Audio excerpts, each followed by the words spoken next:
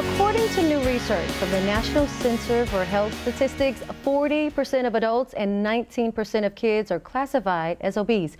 And many of these individuals may unknowingly be battling a binge eating disorder, or BED. Joining us here today with more about this is Dr. Kristin Miselis with Eating Recovery Center, Austin. Very important topic here. So glad that you can share more information about it. So how common is binge eating? Binge eating disorder is actually the most common eating disorder in the United States, with a lifetime prevalence of about 2.8%.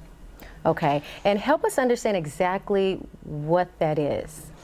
Binge eating disorder. Yes. So binge eating disorder is a pattern of disordered eating. It's important to understand that binging itself is normal. Everybody binges. We have a holiday coming up right now that's about to be around binging. True. Overeating, right? Thanksgiving. But binge eating is part of a binge eating disorder, is an episode of eating significantly more than what you would expect to eat in a particular period of time, with lots of associated feelings of guilt and disgust afterwards, and really a sense of lack of control over the eating. Okay, and I'm glad you make that distinction, because yes, there are times of the year when we eat more than we normally do, but it crosses over to being a disorder when you have this feeling afterwards of disgust and you're just mad at yourself for what you did, and you may react in an unhealthy way, right? Yep, and it also has to do with the frequency, so it's at least once a week for a period of 3 months. Got it. And it also has to do with how much it gets in the way of the rest of your life. Folks with binge eating disorder have really significant impairments in terms of other mood symptoms, what they're able to do,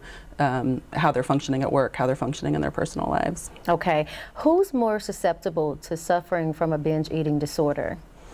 Well, folks that are seeking treatment for obesity, you mentioned those obesity statistics, Yes. there's a much higher representation of people that are seeking treatment for obesity that have binge eating disorder.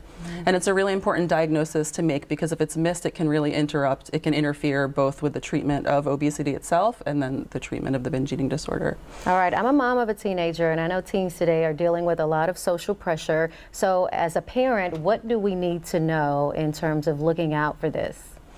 Well, as a parent, I'm a child and adolescent psychiatrist, actually, so I appreciate the question looking at kids, because it really does, these disordered eating patterns really do start in childhood. And actually, because of the emphasis on the obesity epidemic, I find that kids at younger and younger ages are getting preoccupied about weight, shape, and size.